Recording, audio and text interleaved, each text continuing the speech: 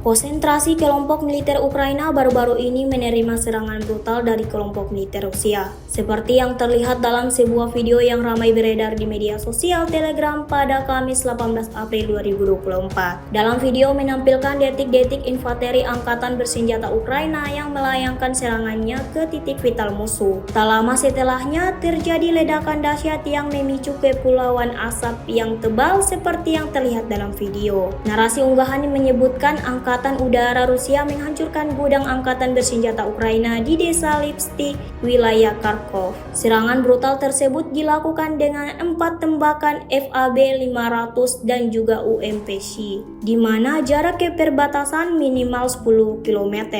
Imbas serangan brutal dari serdadu Putin ini, kelompok militer Ukraina menerima banyak kerugian baru di medan pertempuran. Namun hingga video ini beredar, belum ada informasi tambahan dari Kementerian Pertahanan Ukraina terkait dengan insiden ini.